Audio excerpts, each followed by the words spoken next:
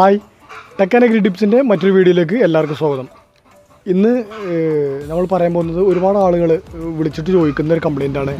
Machine start ചെയ്യുന്ന സമയത്ത് accelerator കൂട്ടുമ്പോൾ അത് ഓഫായി പോവുക. അപ്പം വർക്ക് എന്തൊക്കെ ചെയ്തു എന്ന് ചോദിക്കും. അങ്ങനെ കംപ്ലയിൻറ്റ് വന്നിട്ട് കാർബറേറ്റർ ക്ലീൻ ചെയ്തു, പിന്നെ അതുപോലെ തന്നെ പ്ലഗ് മാറ്റി, അങ്ങനെ പല ഭാഗങ്ങളും ചെയ്തു എന്നൊക്കെ പറയും. പക്ഷേ കാർബറേറ്റർ ക്ലീൻ ചെയ്യാനോ പ്ലഗ് മാറ്റാനൊന്നും ഈ ഒരു കംപ്ലയിൻറ്റ് കണ്ടാൽ പോകരുത്. അതായത് സ്റ്റാർട്ട് ചെയ്തു ആക്സിലേറ്റർ കൂട്ടുന്ന സമയത്ത് ഓഫായി പോവുക. പിന്നെ അതേപോലെ തന്നെ പുല്ലിൽ വെക്കുന്ന സമയത്ത് ഇങ്ങനെ പൊക്കി പിടിച്ചിട്ട് ആക്സിലേറ്റർ കൂട്ടുന്ന സമയത്ത് വർക്ക് ചെയ്യുന്നുണ്ടാവും, പക്ഷേ പുല്ലിൽ വെക്കുന്ന സമയത്ത് പതുക്കെ അവങ്ങിയാണ് പോവുക. ആ ഒരു കംപ്ലയിൻറ്റ് എൻ്റെ മെഷീനിന് ഇപ്പോൾ അങ്ങനെ കംപ്ലയിൻ്റ് ഉണ്ട്. അതായത് ഇന്നലെ കണ്ടതാണ്. അപ്പോൾ ഇന്നലെ ഉച്ചയായപ്പോൾ ഞാൻ പണി നിർത്തിയിട്ട് ഞാൻ ആ റിപ്പയറിങ്ങിന് വേണ്ടിയിട്ട് ഇന്ന് ഞായറാഴ്ച അല്ലേ, അപ്പോൾ അങ്ങനെ ഒഴിഞ്ഞ് നിന്നതാണ്. അപ്പോൾ അതെന്തായിരുന്നു കംപ്ലയിൻ്റ് എന്ന് ഞാൻ കാണിച്ചു തരാം. സാധാരണഗതിയിൽ അങ്ങനെ വന്നാൽ അത് വളരെ ഒരു വർഷത്തിലൊരിക്കലൊക്കെയാണ് ഈ കംപ്ലയിൻറ്റ് വരിക കേട്ടോ. പിന്നെ നമ്മൾ കാർബറേറ്റർ ക്ലീൻ ചെയ്തിട്ടും പ്ലഗ് മാറ്റിയിട്ടൊക്കെ മാറിയിട്ടില്ലെങ്കിൽ വരുന്ന കംപ്ലയിൻറ്റിനെ കുറിച്ചാണ് പറയുന്നത്. അത് പ്രത്യേകം നോട്ട് ചെയ്യണം. അപ്പോൾ നേരെ ഞാനെന്താ ചെയ്യുന്നതെന്ന് കാണിച്ചു തരാം.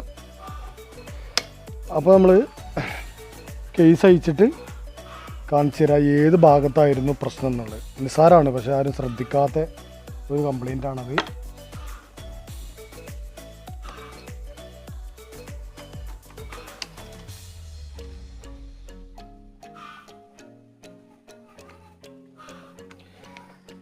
ഞാൻ പറഞ്ഞത് കറക്റ്റായി ഓർത്ത് വെക്കണം. അതായത്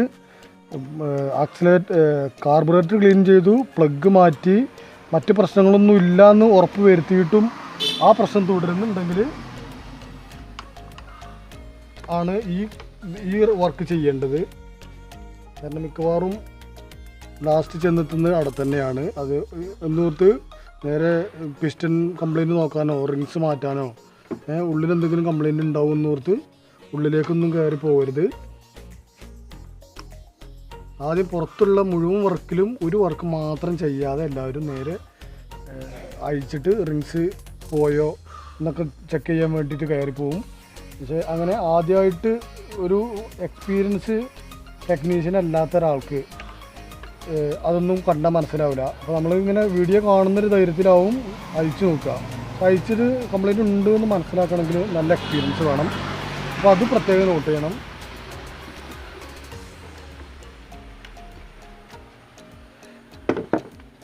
അപ്പോൾ പറഞ്ഞത് എന്തായിരുന്നു, ആക്സിലേറ്റർ സ്റ്റാർട്ട് ചെയ്തു, ആക്സിലേറ്റർ കൂട്ടി കൊടുക്കുന്ന സമയത്ത് എന്താ സംഭവിച്ചത്, സ്പീഡിൽ കറങ്ങാതെ, അതായത് ഒരു അവങ്ങി പോവുക, അതായത് നല്ല റേസ് ആവാതെ അവങ്ങി പോവുക. പിന്നെ ആ സമയത്താണ് എല്ലാവരും പ്ലഗ് മാറ്റിയതും കാർബറേറ്റർ ക്ലീൻ ചെയ്തതൊക്കെ. എന്നിട്ടും മനസ്സിലാകാത്തൊരു പ്രശ്നം എവിടെയാണ് നിൽക്കുന്നത് കാണിച്ചു തരാം. അതാണ്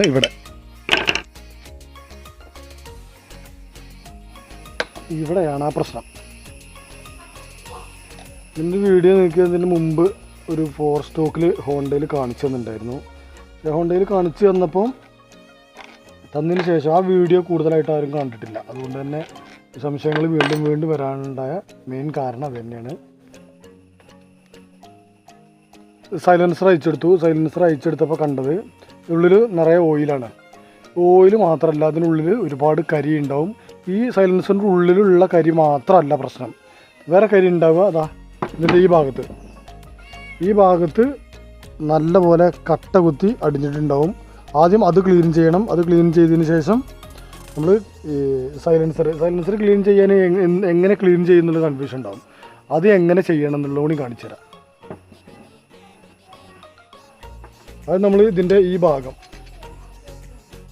ഇതിനൊക്കെ നിറച്ച് ഓയിലാണ്. ഈ ഓയിൽ നിൽക്കുന്ന ഭാഗത്ത് പിന്നെ ഓയിൽ സൈലൻസർ വഴിയും ഇതിൻ്റെ സൈഡിൽ കൂടി പുറത്തേക്ക് വരിക എന്നുള്ളത് പല കംപ്ലയിൻറ്റ് പറയാറുണ്ട്. അത് 40 മില്ലി കറക്റ്റ് ഒഴിക്കുന്ന മെഷീനിൽ ഇങ്ങനെ ഒരു ഓയിൽ വരുന്നതായിട്ട് കാണാം. പക്ഷേ ഇതുകൊണ്ടുള്ള ഗുണം എന്താണെന്ന് വെച്ച് കഴിഞ്ഞാൽ സ്റ്റാർട്ടിങ് പ്രശ്നം ചെറുതായിട്ടും അങ്ങനെയൊക്കെ ഉണ്ടെങ്കിൽ പോലും ഉള്ളിൽ പിസ്റ്റണും റിങ്സും സിലിണ്ടറിനും ഒന്നും കംപ്ലയിൻറ്റ് ഉണ്ടാവില്ല എന്നുള്ളതാണ്. എപ്പോഴും ഓയിലായതുകൊണ്ട് കംപ്ലയിൻറ്റ് ഉണ്ടാവില്ല. പക്ഷേ കരി പിടിക്കൽ ഇതൊക്കെ കൂടുതലുണ്ടാവും. അപ്പോൾ നമ്മൾ ഇടയ്ക്ക് നയിച്ചിട്ട് ചെറിയ കംപ്ലയിൻറ്റിൻ്റെ ലക്ഷണം തോന്നുമ്പോൾ തന്നെ അഴിച്ചിട്ട് ഇവിടെ ക്ലീൻ ചെയ്യണം. ഇവിടെ ഫുള്ളായിട്ട് കരി പിടിച്ചിട്ടുണ്ടാവും. അപ്പം ഞാൻ വർക്ക് ചെയ്യുന്ന സമയത്ത് ഈ ചുറ്റുഭാഗത്തും ഒരുപാട് നല്ല കട്ടി തന്നെ കരി ഉണ്ടായിരുന്നു. കുറച്ചേ ഉള്ളൂ.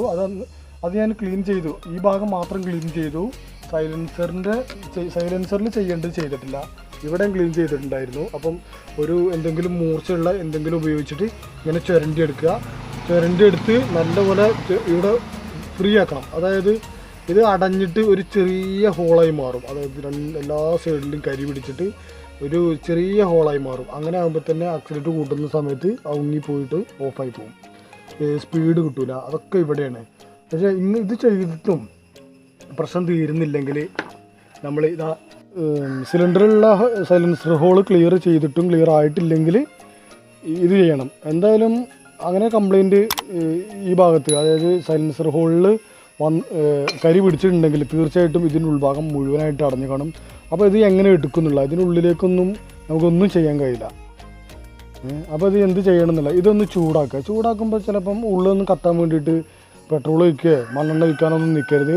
പെട്ടെന്നുള്ള തീപിടുത്തത്തിൽ ഇതിനുള്ളിൽ എയർ ദമ്മായിട്ട് പൊട്ടിത്തെറിക്കാൻ സാധ്യതയുണ്ട്. അപ്പോൾ അങ്ങനെ ഒന്നും ചെയ്യരുത്. ഇതിനുള്ളിൽ ഇഷ്ടംപോലെ ഓയിലുണ്ടാവും. ആ ഓയിൽ തന്നെ നല്ല രീതിയിൽ കത്തും. അപ്പം ഇത് കത്തിച്ചിട്ട് ഇതിനുള്ളിൽ നിന്ന് കരി എടുക്കുന്നത് കാണിച്ചു തരാം. എന്നിട്ട് ഒന്ന് ഫിറ്റ് ചെയ്ത് സ്റ്റാർട്ടാക്കിയും കാണിച്ചു തരാം.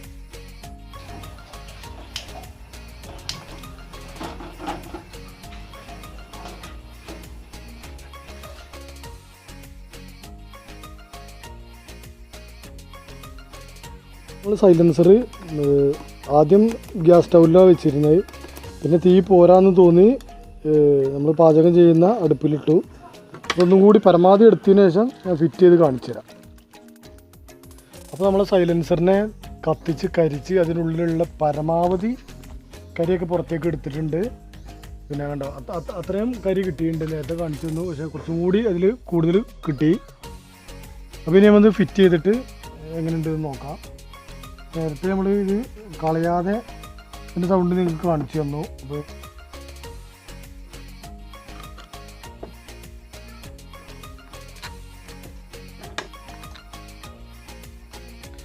ചെയ്യുന്ന സമയത്ത് ഞാൻ മനസ്സിലായല്ലോ, ഉള്ളിൽ ഭാഗം കത്താൻ വേണ്ടിയിട്ട് ഫ്യൂലുകളൊന്നും ചേർക്കരുത്. ചേർത്ത് കഴിഞ്ഞാൽ വലിയ തോതിൽ തീപിടുത്തുണ്ടാവും. അപ്പോൾ അതൊന്നും ചെയ്യേണ്ട. അതിൻ്റെ ഉള്ളിൽ തന്നെ ഓയിലുണ്ടാവും. അപ്പോൾ ആ ഓയിലും പറ്റി പിടിച്ചിരിക്കുന്ന ഓയിലുകളും അതുപോലെ തന്നെ ആ കരിയൊക്കെ ഒന്നും കൂടി ഡ്രൈ ആവാൻ വേണ്ടിയിട്ടൊന്ന് ചൂടാക്കുക എന്നുള്ളതാണ്. നല്ലവണ്ണം കത്തിക്കണം. കത്തുമ്പം അത് ഇതേപോലെ പൊടിയായിട്ട് പുറത്തേക്ക് വരും.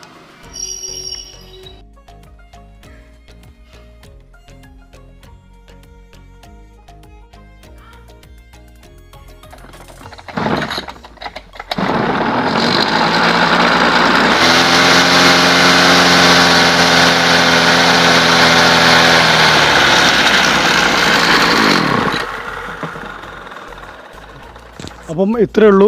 ഇതേപോലെ ചെയ്ത് കഴിഞ്ഞാൽ ഇത്ര തന്നെ ആക്സിലേറ്റർ കൂട്ടിക്കഴിഞ്ഞാൽ കറക്റ്റായിട്ട് വർക്ക് കിട്ടും. അപ്പോൾ ഇത്രയേ ഉള്ളൂ ഇന്നത്തെ വീഡിയോ. ഇന്ന് ചെയ്യാൻ ഉദ്ദേശിച്ച വീഡിയോ ഇതായിരുന്നു. അപ്പോൾ അടുത്തൊരു വീഡിയോ കണ്ടുമുട്ട് വരെ ബൈ.